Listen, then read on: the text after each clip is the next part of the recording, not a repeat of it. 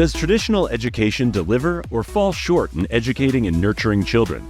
Introducing Aligned Learning Revolution, the show that confronts conventional norms and presents dynamic alternatives to transform education.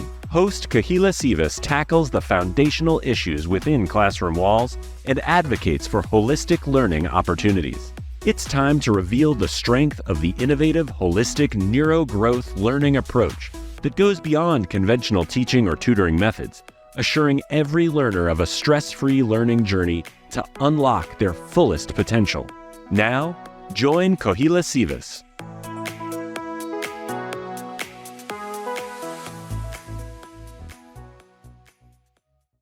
Hi, Nicole. Nice to have you today on our show. Hi, Kohila. Thank you for having me. Amazing. I want to start off with, why did you want to become a teacher? Oh, wow. Ever since I was little, I wanted to be a teacher, and I'm in a different generation. I'm older, but I grew up playing school, and I would spend all day in my basement with a classroom with my little sisters, and I was a teacher, and I loved it. And I just felt like growing up, I always wanted to help people and help kids, and that was just the energy. And I do have big energy. So to do that, I've always wanted to be a teacher. I did summer camps growing up, helping out, being the camp counselor. I did all those, did daycare, just did all those things that, teachers usually do before they work into their career, and, went through it. And as a teacher, spent 26 years there, loved loved my job. I loved it. And it was very disappointing that, it had to change a little bit, but now I found a way to still help and be a teacher in my own way. Yeah. And what I find about you is your energy level, even you after having 3 boys. Yes. And they're grown up now, and you still have that energy for little kids, for the younger kids. Yes, yes. I love Where do their you get energy. it? Where do you get it? Oh, you feed off of their energy, I see. That's the secret. I don't know where I get it. I do feed off their energy. And I just feel like with kids, especially the younger ones, I like the preschoolers, the kindergartners, the early childhood, you have to have that energy. Yeah. Because if you don't, you bore them. And especially in today's world, those kids get bored pretty easy. So you have to be big. You have to be entertaining. You have to gain their attention. And I feel the bigger my personality can be in front of them, the more their eyes are on me. If I just sat back in a classroom and just kind of talked very monotone and not be exciting about it, it was boring. And it was boring for me. I didn't like doing that. And I wanted, probably the biggest thing is to make connections with kids. And to do that, you have to be, big, know that you really are there for them and make that connection and spend that time in the eye contact, and just all those things. And I do that when I teach. And it's just like, just the big ones, or just being over the top when you find out something that they do. And you grow their interest. If it's more like you find out they like football, be like, you like football? What's your favorite team? What do you like to do? It's just kind of just taking it away, where kids who have very negative energy towards adults, that are just like, they see a lot of the face, because a lot of the kids that you work with, their behavior problems or they got issues, and all they see is this face of like this mean face. And my approach is to come in with a big smile and a big personality, and like, good morning. Look, you made me smile. You smiled, I smiled. Yeah. And that's, and now I still, I kind of sub every once in a while, and I pop in there because I got to be on top of what's going on in the education world. But I do. And the first thing I do is I just smile at the kids. And I think sometimes they don't see that smile on teachers' faces, and just that energy. It's like, you smile at somebody, they smile back. So I'm more of, give them big energy, positive energy. You're going to get that back. Yeah. And it's the universal language, right? Exactly. Yeah. Smile. That's why it was so hard for me during COVID days, because we had to wear the mask and I couldn't see people smile, and I got really depressed. Yes. I really got depressed. Yes. That was a very hard time. And I taught, for you? I taught, of course, virtual, so they could see my face. But when I went back to the classroom and I taught during that time, it was coverings, and especially for early childhood and kindergarten. Yeah, they need to see the face. And I will guarantee you, those kids that was limited on my face and hearing the sounds, like we did visual phonics, and we tell them how, your mouth looks for the different sounds. I couldn't do that. So I'm sure there's some big gaps in those kids. Absolutely. That, and they're probably second graders now, first or second graders, or third. Yeah, third. And there's those gaps where they did not get those sounds. So I was speaking, yeah, absolutely, you're right. I was speaking to someone, and they said that even the younger children who were born during that time, like babies, the babies, when they were born in the hospital, everybody had masks, of course, right? And they never saw a human face. So they actually there is a psychological treatment you can take your child to really learn to accept other humans' faces, because they've never seen it. It's like a new species. Where did you guys come from? I don't know you. Yes. Yeah. So that was, looking back as an afterthought, I was like, oh, wow. Yeah. The mask thing, it was a lot. That was a We lot. lost a lot. The kids that age have lost a lot, and we Mhm. need to really help them. So you've created a company, as a Yes. teacher. You left the teaching due to, not being able to provide what it could be possible in the classroom, because we all know there's a gap, right, in that. Mhm. And then you went to the corporate world, but your heart did not leave teaching. No, it did not. It was just, I left the corporate or the educational world because of just the changes in the pandemic. I was feeling a little burned out, but the pandemic was like a bigger one. But then it was just, I felt like I'm a single mom and I worked 3 jobs and I was tired, and I was like, and I was not getting the respect that I needed, for everything that I was doing. And then it just kind of came to a point that I was like, I'm better. I deserve more than this. Like, I have all this education, and for what? I have to work 3 jobs just to make ends meet. And I have all, it was very frustrating. And then just with the way that the educational system kind of went, it just kind of imploded. And just coming back, it was very frustrating. So I did take a couple of years off, made a lot of money in the sales world, but I missed kids. I missed making that connection with them. I missed helping them. And, it did a toll on me. And I kind of, my kids laughed at me because whenever I was out in public, I'd see little kids, I'd be like, hi. And they'd be like, quit being creepy. But I just missed their energy. And I keep telling people that. I was like, I missed their energy. I missed being around them. Yeah. And that's why I said, I'm not done. I need to find something on my terms, Yes. to help. And, your program popped up and I loved it. And Absolutely. I was like, that's it. That's what I can do. I can do it. And, and I tried my own little ways of things, but it's just like, no, but the way that it's more of like, I do have all this experience and this knowledge and I need to share it and I Yes. need to give back. Yes. And, this is the way I can do it. Let's touch on a few things, because parents are listening to this podcast as well. So now parents, these days, I have a book out called the Cracking the Parenting Codes, because I'm creating that new wave of information for parents, because it's hard. It has become harder and harder for parents to parent. So one of the hardest part is because of our technology, and we can look at it as a tool. I look at it as a tool every day. Otherwise, you and I can't even talk right now, right? Cannot have this happening.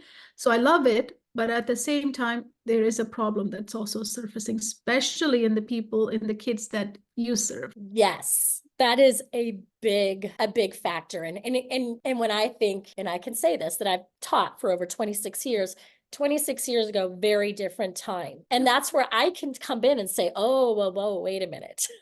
Yep. This is a huge change. I remember the times that before autism was so, prevalent in our schools. Before that, I remember the first child I got that was an autistic child. And I remember them telling me, they're coming. And I'm like, what do you mean? And it did. And it was this whole new wave of kids arriving in our classrooms.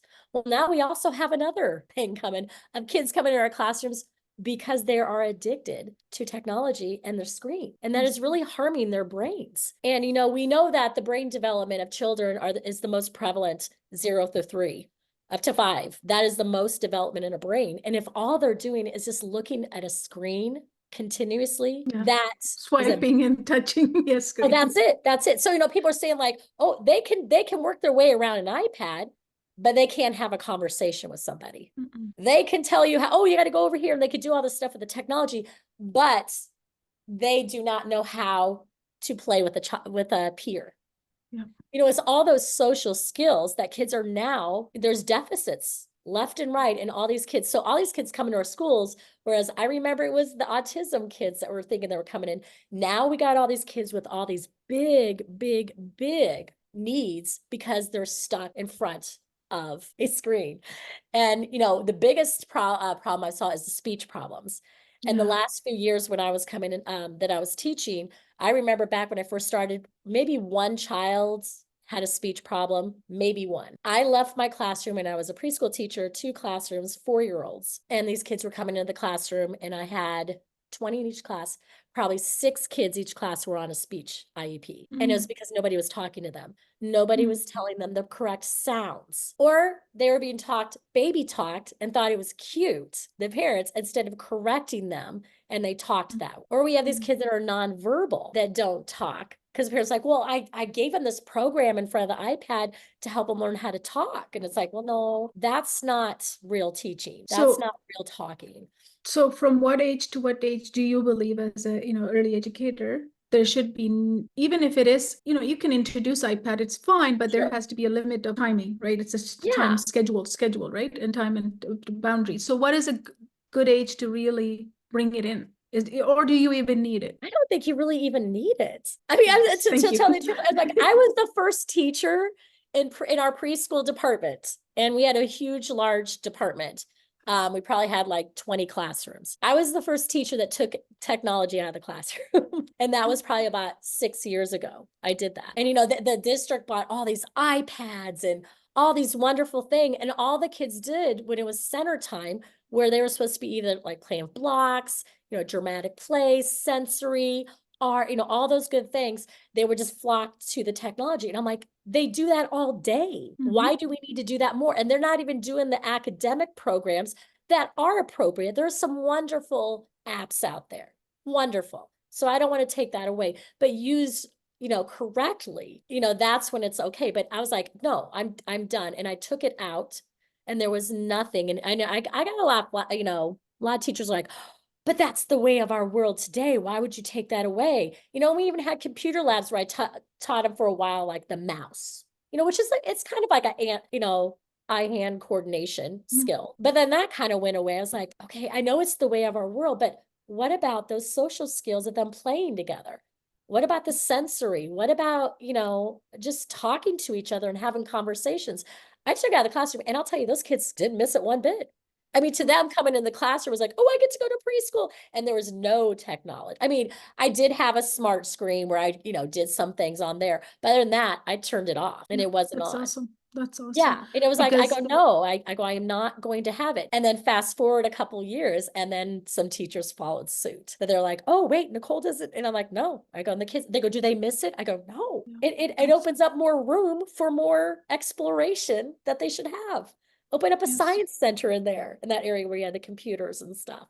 I'm like, just opens up the room to so many possibilities of hands-on learning, not technology. Because what we're teaching them is too fast to consume. Then you lose the creativity, because then if I start consuming, then I don't need to put my brain to create anymore. Even the blocks, right? Putting this blocks on that block is a creative thing. I can create. Wow, I made that. I could be proud. But here, there's no creation. Yeah. And just the hands-on, another deficit I found is fine motor skills on kids. Yeah. Fine motor skills, that kids don't have fine motor skills. They do not know how to cut. Yes. Or grip the pencil. That's another thing. It's like, handwriting, right? Handwrite. Oh, that's, holding a pencil correctly. Those little things that I think people do not understand are so important for kids. And I know people always say like, oh, you just play with kids all day. I'm like, yeah, we play. We learn through play. Yeah, we do. But it's very purposeful play, and it's developmentally appropriate. So I'm going to ask you something as a parent. So let's say I have a young kid who's 2 years old. My son's 17, but I'm just going to pretend I have a 2-year-old. And I'm listening to this and I'm going, I'm so busy though. This world's been busy. Economy is hard. So I got to work. I don't have a lot of energy like you, Nicole, to give. At the end of the day, I'm just like, have the iPad and be content, right? To my son who's 2, right? Is that a right thing for me to do? Even if I'm busy and I'm just not being able to be there for him, 2, 3, 4 years old sons. So my question would go back to the parent of like, why do you feel that you can't spend time with your child? And that's really what it is. It's just spending that dedicated time. It doesn't need to be a lot, but parents are forgetting their kids. Yeah. And they're wanting that attention. Yeah.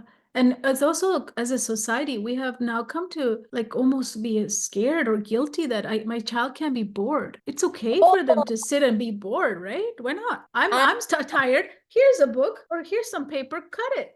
Make a Yes, mess yes, because I'm tired. yes. I don't have energy to play, but you can play. I'll sit and watch you. And that's the thing is like that parent could be very tired. And I've been there, done that. Worked 3 Yeah. jobs. I get it. But I always at the end of the night read a story to my kids. Yes. That doesn't take much time. Yes. And reading a story is so simple and the most beautiful time with a child a Yes. parent could spend. But what is happening now is like, I would ask parents, do you read to your child? Oh yeah, they're on their iPad and they read books all the time. Not the same. No, did you hear me? Do you read to your child? Mm-hmm. There's a different, again, you're putting a screen and they're listening to, a computer screen, tell them a story, and they're spending time with the technology, but they're not spending time with you and listening to you read and know the importance of reading and the expression of reading and the joy of reading and the time that you have together. So, I mean, I know when I was teaching parents, is there what can I do to help my kid? I'm like, read to them. Just every night, pick a book, read to them. If they don't like different books, read the same book to them every night. And that's, I mean, my kids always pick the same books, same books. And we would sit there and they're just worn to death. The pages were worn out because we did that.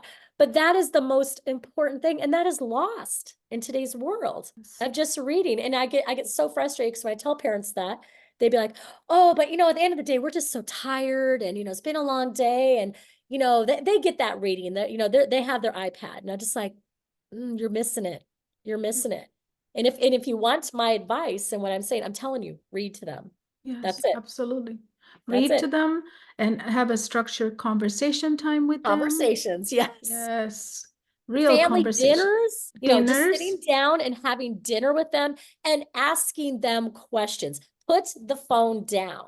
Mhm, Put it mhm. not down, put it away from the table and Not sit during down, dinner, no. have a dinner, even if it's fast. If you have McDonald's, fine. Go sit Still. down with them and have McDonald's with them and have a conversation. You don't have a table? Great. Make a picnic in the living room and sit down and Yes. have a picnic with them. Yes. It's like just taking that time. And I feel like so many kids these days, from what I've seen, is they want attention, attention, attention, Yeah. because parents and adults are not paying attention to them. They're like, hey, here's my phone. Leave me alone. Mhm, And that's mhm. all they want. They just want some attention.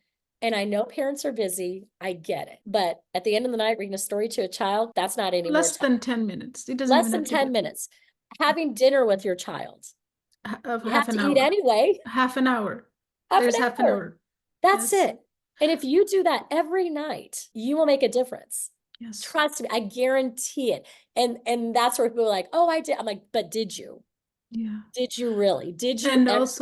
also people think that when I'm going to give some, parental advice or anything, we think it's going to have to be something revolutionary. It's not. It's our basic things we used to do. Yes. That is what we need to do. Just sitting down, having conversation, letting our kids to be bored. And if they say I'm bored, you say that's very good. Yes. Let's see that's very good. You're bored. So what can you do? And that's where their imagination comes in. Because now I am teaching kids what to do when they are bored. Bored. I'm bored. Oh, okay. Yes, that's part of life. Yeah.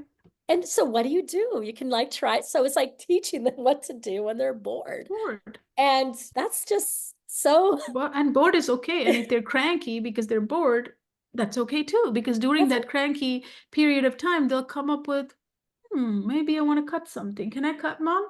Yes, you can. Because they'll come up with the activity. Even I don't have to come up with it. Just leaving them for even 2 minutes, they'll be like, because they're too fast, right? Their brain's working like a clock. So they're going to be like, can I do this, Mom? Can I do that? I don't even have to come up with the activity. We can just leave it to them to be bored and they'll ask us what's next. Or have the kids help them make, if you want to talk about more time, I'm making dinner. Have them help you make dinner. Yep. Set the table. Yes, yes. Yeah, small. Even if they're 2, 3 years old, right? 2, 3 years old, you can give them, go put the spoon, there's 5 spoon, go put it on the table. And there you're teaching them one-to-one with math concepts. How many chairs do we have? 4. Oh, that's 4. Show me 4. I mean, incorporating all those little lessons in everyday tasks. And it's just being aware of that. And I don't think in today's society and today's parents, I don't think they're aware of that. And that those are those learning opportunities at home for you. Yeah, it has come to the point, right, where we all saying busy and we're okay with it. without thinking about what that busy looks like for all of the rest of the people that we have to take care of, our kids that are, it's okay to be busy, but still there's a kid that we are responsible for, right? My child. Yeah. I'm the, I need to make these behaviors and skill sets that I need to implement and install and habits and all this stuff. Yeah, thank you. I love what you're saying. So I want to go back to some of the other questions I had for you is what does kindergarten look like these days? Because I think there's a shift, huh? 26 years ago was different. Is it developmentally appropriate? No, it is not.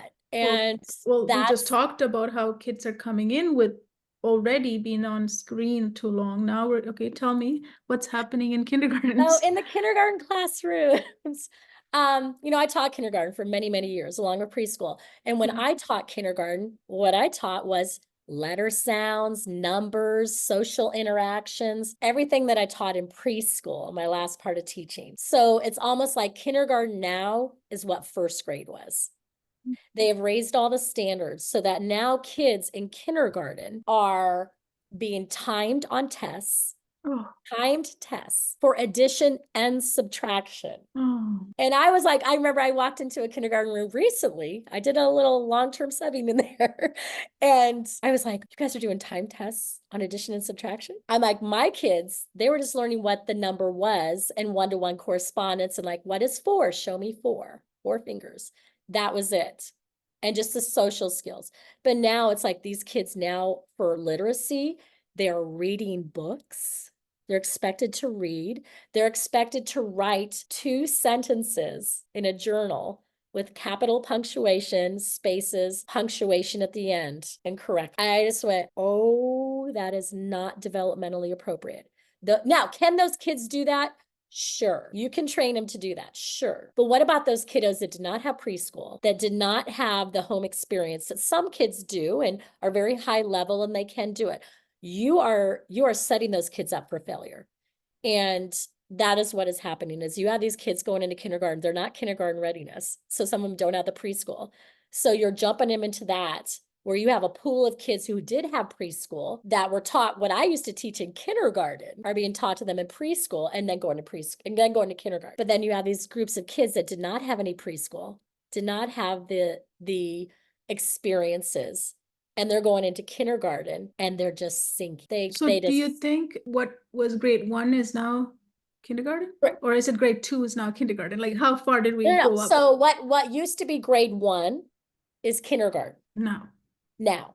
And what used to be grade 2 is first grade. Okay. Everything has shifted. So it's like the expectations are now a year ahead and it's not appropriate. Did something happen to human development? Like we didn't get a memo about this? Like are these kids being born with some extra special skills? I don't know. I don't know if it's the curriculum companies that are setting these. I don't know. Or they're saying I don't know if they think that our children need to be caught up to other countries.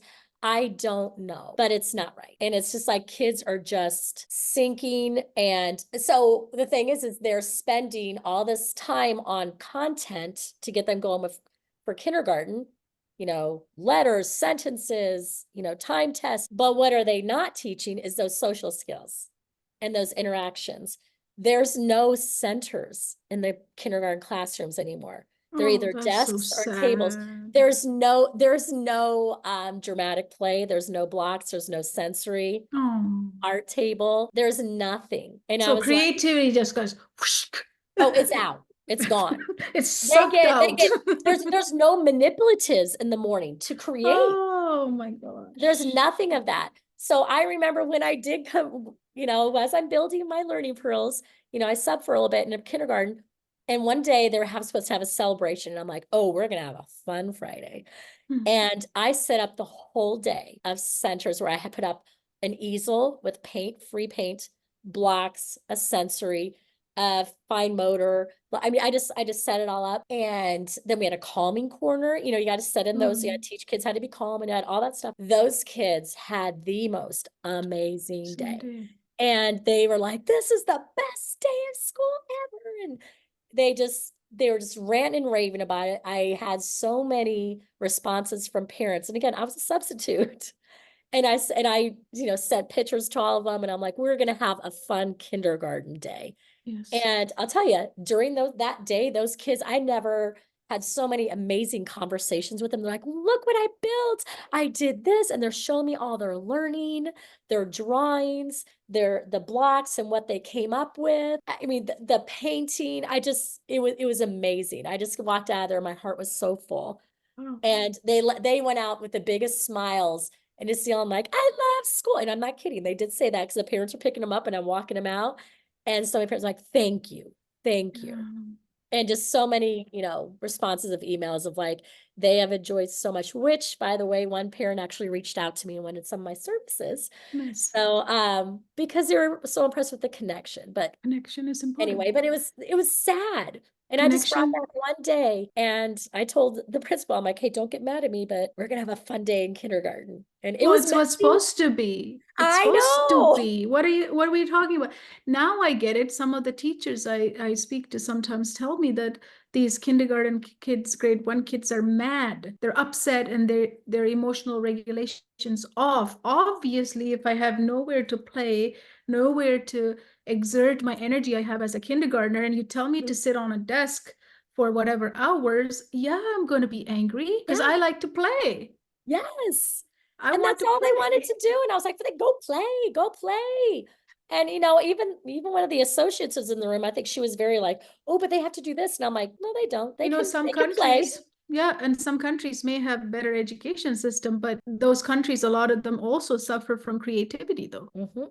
As Mhm. adults, they end up, not having that creative energy, right? You may be good, intelligent, like, whatever we call smart or whatever, but you're not smart in other ways. Then Exactly. that smartness doesn't shine through you. So it has to be a balance. And kindergarten is not the classroom to take away all the sensory stuff and all the play Oh, stuff and all that. it is all gone. It is all, I'm so sad about it. And it's just more of like you see those kids coming in that on those days where there's not, and no wonder there's behavior problems. No wonder. I mean, the kids are sitting there and they're like, oh, and they're expected to be sitting, they do have flexible seating, that's a new buzz, flex seating in the classrooms, which I love, but it's more of like, no, but they need to play. And They have to move. they have to move. And and to expect them, I've kind of changed my little mindset of like, well, as an adult, can I sit still I for can't.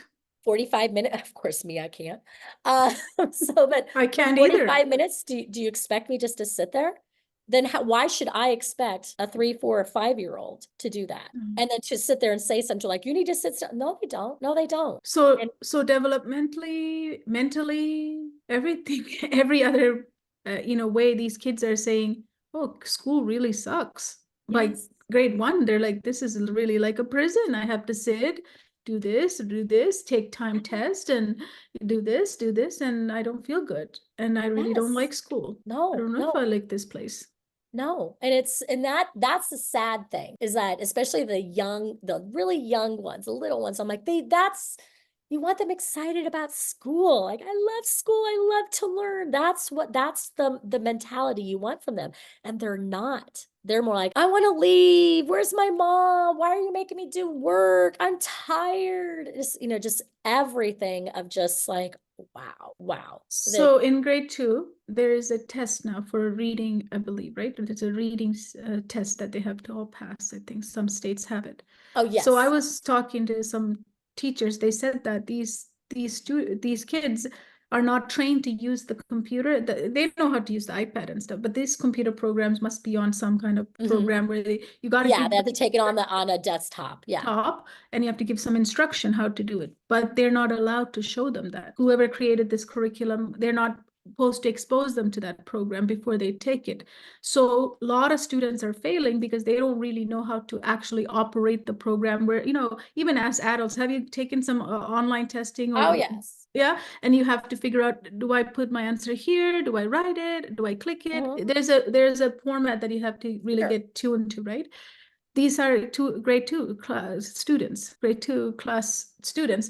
Their computer exposure to a desktop is very little. iPad may be better, but they're failing not because they don't know. They get frustrated with how to operate the program, so they just click yeah into random answers, and they're like, I'm done. And they're not where's done. their true, and you don't know what their true level is. Level is that you don't know. And thing is if teachers are not If they're just depending on that, their Test. technology and the test scores, like what would the test scores say? I was a horrible test taker. Yeah. And Because maybe nobody ever that's, taught us. yeah. Nobody ever And I taught think us how to maybe, take tests. Wouldn't yes. that be a lesson, a class we can Oh, all have? How do you take tests? So I sympathize with those kids that, really struggle with tests, because I'm like, oh, I was a horrible test taker. I'm like, let me show you what I know, and you'll know I know it. And that's why I'm a visual learner. I let me show you. I can show you all you want, but if you give me a test, I freeze up. I don't like it. Yes. So I take that mentality when I think of kids, and when I did teach second grade for a little bit. And, that was the one where I gave grace to those kids. I was like, I get it. I did not like to take a test either. Did not. But again, that's going to be on the teacher. And do they have the time to really know? Do they know those kids the way they're supposed to? Because you got like 30 kids in that classroom. Yes. And how are you going to know if they really know it? No, Yeah. it's not a fair test. No, Absolutely. it's not. You know what it tells the child though? It tells them at the end of the day, you're not good. You're not going to be good at anything. You might as well stop trying, right? We see these kids, right? Later in grade 5, 6, 7, they're saying exact these phrases, and we wonder, why did you start saying this? What happened? And whenever I ask, they'll say, in grade 2, I did this, or in grade 1, I did this. And after that, I just said to myself, I'm not a math person, so I'm never going to try it. I didn't like it afterwards, right? They can pinpoint it. When we trace back, they'll tell me exactly when they decided that I'm going to call myself this and I'm not going to do it. Because right. Why would I do something that makes me feel bad, horrible? Like, why would I do it again and again? And we don't train our kids to, you have to push past that and try to ask questions. We don't train them either, right? So they just shut down and they declare, I'm not fit for this, right? So with this new change, what do you see the future for these kids? For the kids, you know what? It's a new education world out there. It's new. Is it going in the right direction? Oh, oh no, it is not. So when I say it's a new system, I'm like, as I go in the groups that I'm part of, just going through, I just see so many people saying, I'm pulling my kid out. I'm pulling my kid out. I did too. Seeing that. And I'm like, my son out. Yeah. And I'm so fortunate that I'm like, my youngest son is a senior and he's done with school. But I don't know, if I was a young parent, I'm like, wow, what is going on? If I had the capability right now, would I want to possibly homeschool with my education on that? I would love to, but could I financially do that? Yes. So some of these parents are wanting to pull their kids out, It's hard. But now you're digging a hole in yourself and you're frustrated. How do you think you're going to teach your child if you're frustrated and trying to make ends meet? But you're frustrated with the way the schools are going and you're pulling out. So, I mean, the state of education is not good. And it's just, and, I do feel keeping in, some sort of contact with local kids in schools and doing some subbing here and there. It is keeping me on top of things and seeing what's going on in the schools, but it's not pretty. It is not a pretty sight. It's not pretty how many like one-to-one aides that are having to go into classrooms. I was in a classroom the other day and it was a preschool classroom and there was only 12 kids, maybe in the afternoon. There was 6 adults in that classroom and all of them were like one-on-one aides. And there's maybe like 3 or 4 typical kids and the rest was off screaming, yelling, running behavior. And I just was like, this is what our schools are. This is what we're doing. And it was very eye-opening. It was very eye-opening. So this new model is going to have lots of behavior problems. Kids are not going to be able to regulate their state, their emotions, because they're not getting the physical part to compensate for all of the outlets they usually have. And socially, emotionally, as you said, it's going to be a tragedy for them. And then plus the phone on top of it, and the phone and the iPad to add to the mixture. So I'm not, saying to parents it's all doom days, right? But we have to think about this, right? That's why we're talking about this. Is not to blame somebody or anything. We're talking about it because what can parents do, Nicole? What can they do? Pay attention to your child first. Pay attention. Play with them. Let them play with them. I mean, if I'm speaking to my young, parents of young preschool kindergartners, pay attention to them, play with them, read with them. Yes. Just pay attention to them. That's what they want. And spend that time. You wanted to be a parent, you had this child, be that parent. That's what I say. It's like you wanted this child. They are your life. And I say that as a mom, like my kids, I would do the world for them. I would give the world, do whatever it would be. And any parent should feel that way. And if you do, then spend that time with them. It's a very easy fix for these little kids. It's Yes. very easy if they would the parents would just help and do it. And that's the frustrating part. It's like, Yes. it's not these kids' fault. And that's where my compassion and empathy come from. Because I'm like, it's not their fault. I mean, I get frustrated with adults when they have kids, they see kids that are just kind of like, out in public and, showing these big behaviors and stuff like that. But then I watch who they're with, the adult they're with, and I'm like, it's not their fault. It's not their fault. They haven't been taught correctly. They have not been given the modeling that needs to be done. And that's where my empathy and my compassion go for those kids. But it's just parents. So where the system is going, sometimes we think as parents, like, because we're busy, we send our kids to school thinking that it will happen there. So But is let it me happening? tell you real Is quick. it happening? Yes. So as a preschool teacher, that's what has happened, which really kind of made me kind of go like, okay, parents were sending these kids to school. Sometimes we had three, 4, and 5-year-olds in my room at the time. And that was their mentality. Oh, they'll learn in school. These kids came to school not being potty trained. The school will do it. Oh, no. And then they would get mad when I would say, I don't have the facilities to do it or the You can't time. leave your Like, class. I'm not You can't training. leave your class. You can't leave the class to go do it I with can't. one Oh, now that child. was another thing was I'm going to be at a ratio. I got 20 kids. Yes, that's And, the big part. Yeah, I mean, it's the safety part. I'm like, and I don't, you're going to bring in pull-ups, or so that was probably one of the biggest things was kids were coming into our classrooms, not potty trained, have no idea what a letter is, let alone a color. They wouldn't even know their colors. So I'm like, you don't know your colors? Like, how simple is that as a parent? So, I mean, these kids are coming in with some skills, expecting the school to take care of it. And that's not our job. I'm not, I was like, I'm not a daycare. I'm not changing diapers, training. I'm like, no, that's not what I am. And parents did not understand that. And that's what the frustrating thing is. And then if you're in the public schools, they really couldn't put a cap on it. It's like, well, we can't say they can't come if they're not trained, and they send them anyway. So my whole day was spent on teaching kids how to go to the bathroom, or, and then the parents saying, oh, but they are potty trained. Yes, they are. No, they're not. They're not. So it was just a constant battle going in with parents. Well, the parents don't really know what that readiness looks like. They should have probably, when they're 2 or 3, they should have like these informational workshops for parents to show them what readiness looks like. Yeah. Because Well, I sometimes, think I could be a parent, I'm not sure what to expect too, right? But I think some parents are just going online and seeing what they see on social media and say, oh yeah, that's what they do. Oh, look at this one. Look at this one. And I think they're so entranced with their phone and what they're seeing. Oh, well, that's the way it's supposed to. No, get back to basics. Yeah, You're the I parents. truly believe. Yeah. Teach them how to go to the bathroom. Teach them how to eat. Teach them how to ask questions and have a conversation. And that's not what's going on. That's why there's a lot of kids coming in nonverbal sometimes. Not that they're autistic or on the spectrum or anything like that. They're just refusing to talk. Yeah. And that could be that's another thing, right? Your child could be labeled something, but they're not really need those labels. They're not that. Hence, that's what we are for. Because I think parents saying like, oh, they're special. Oh, they need this. I'm like, no, they don't need those special services. They don't need to be on an IEP. They don't need to have a 504 plan. No, what they need is they need attention. They need to specialize, dig deep of what they need and give them that support. So don't label them as a special ed child, because they're not. And that's that big gap. And I think that as a learning success coach, that what we're doing is we are trying to fill and find those kids, because there's a lot of that big gap of it's not an IEP problem and it's not a 504 problem.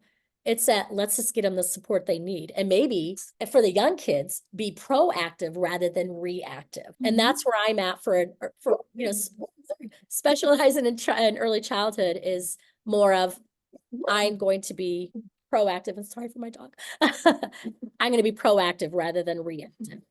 And if anything, that's what I want. That's the way what to I want go. kids to do. Yeah. Yeah, absolutely. That's the way to go. Plus, also education for parents is important. That's what we do too, right? And that's why that book, Cracking the Parenting Codes, is really about, and this next movement we're doing is about, as parents are sometimes not aware because we are busy. And then that's also something we have to retrain. Like, even if I'm busy, I can take my 2-year-old or 3-year-old and take them to the park, and I can just sit there they'll do their thing because that's what kids do, right? Mhm. That's yeah, they might come pull me. My son used to pull me and say, can you push me on the swing? Mhm. You know, couple of push, couple of runs, couple of up and down the slide. He's Yep. tired, bring him back. We're good, right? Yeah. The tired has to go away. I'm tired, I'm busy, I can't do this anymore.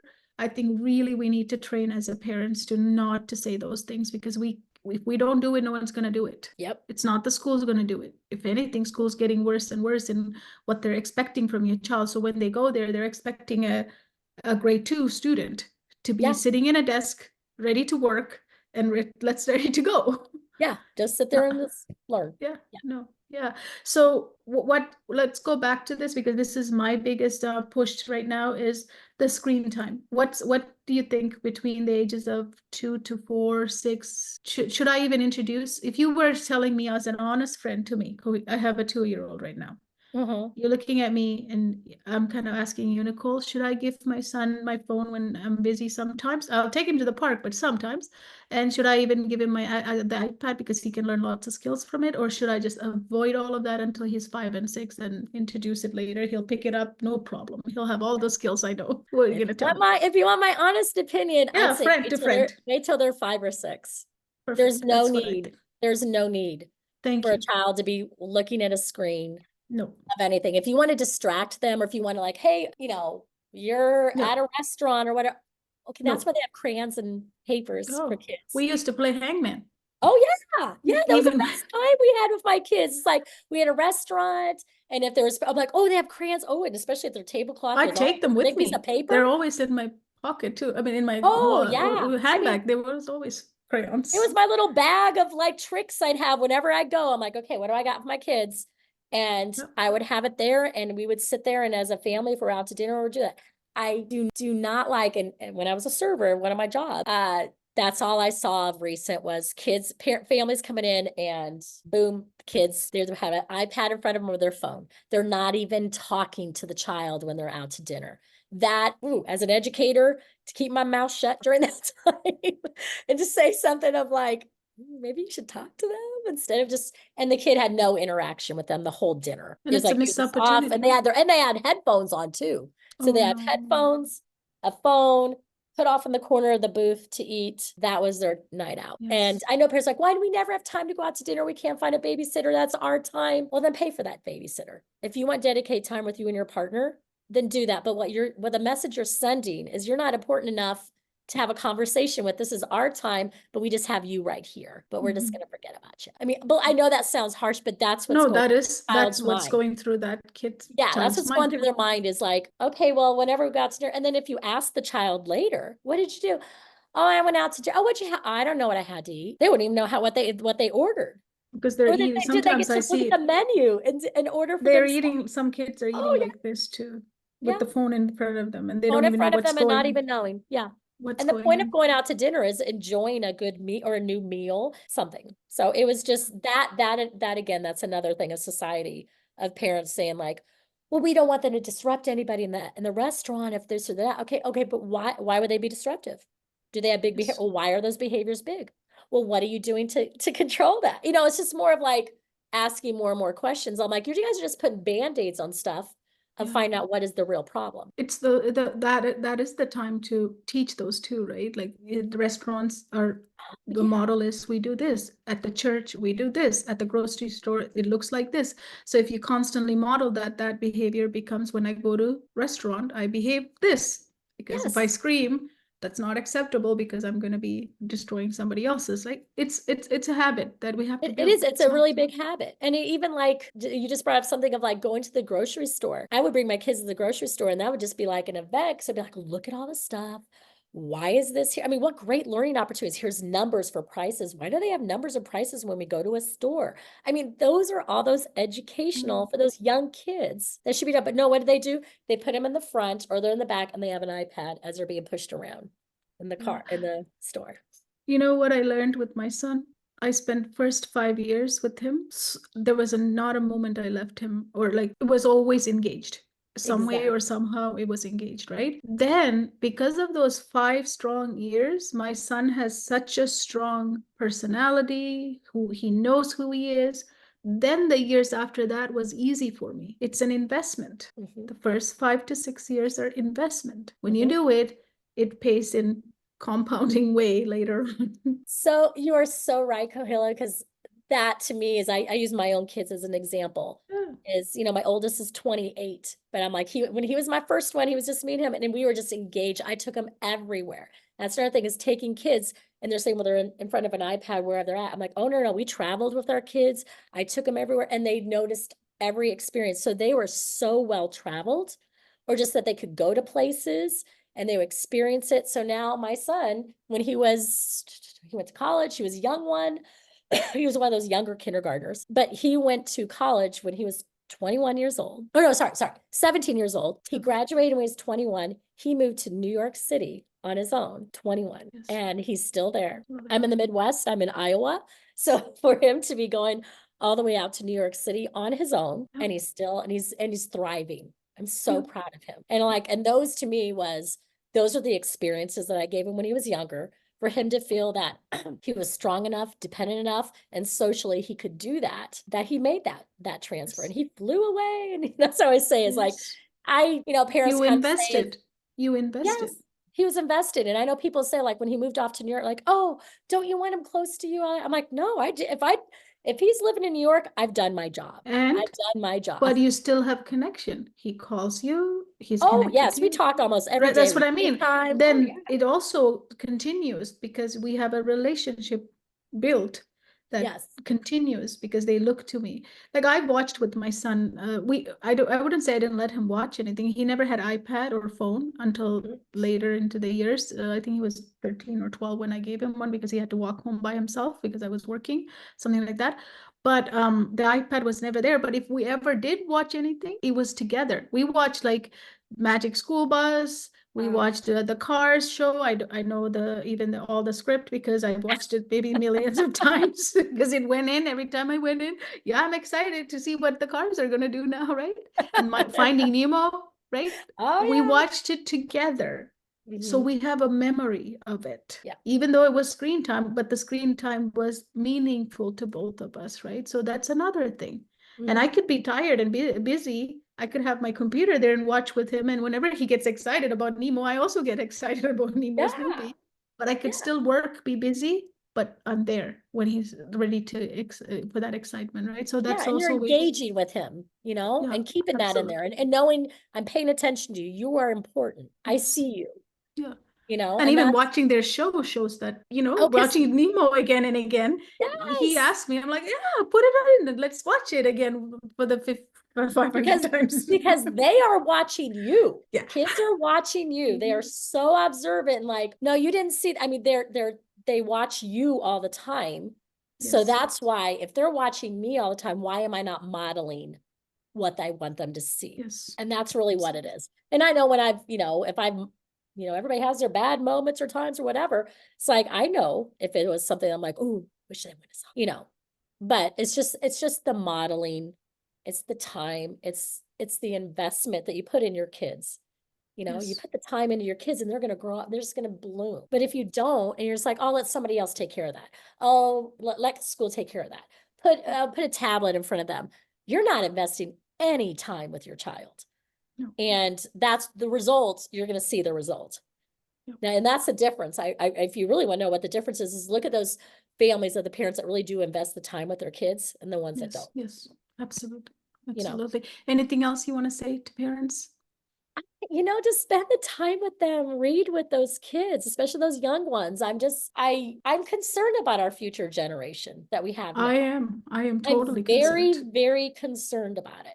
And I feel like in about 20 years, we're going to have a generation of not very competent individuals. I think they're going to be kind of, No, I they'll don't be know, lost. They're lost. They're lost. they're Their lost. soul, their Yeah. soul's lost. Their spirit is not fully developing. They're being robbed of their childhood, right? There's so many things that are happening. That's why I'm so Yeah. passionate about what we do and everything. Is some parents might think, we might be saying harsh things to them right now, but this is reality. If we Yes. don't wake up, our kids could be robbed of their childhood. We have to wake up. Yes. Even if you've been doing it, it's not about blaming the parents or anyone.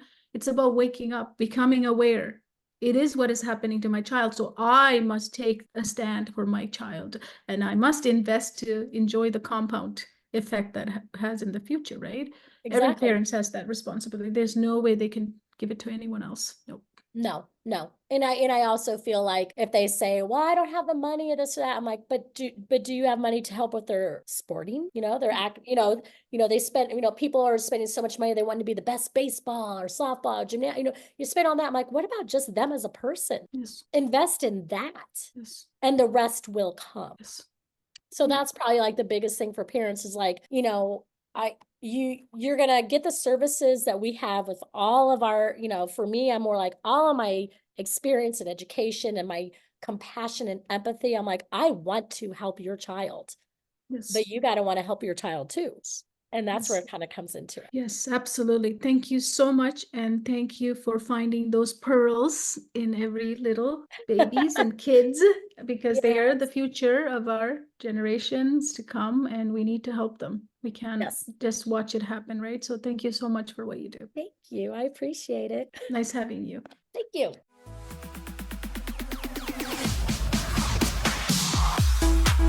Thank you for tuning in to today's episode. Our purpose for this episode was to spark a reevaluation of the current education system.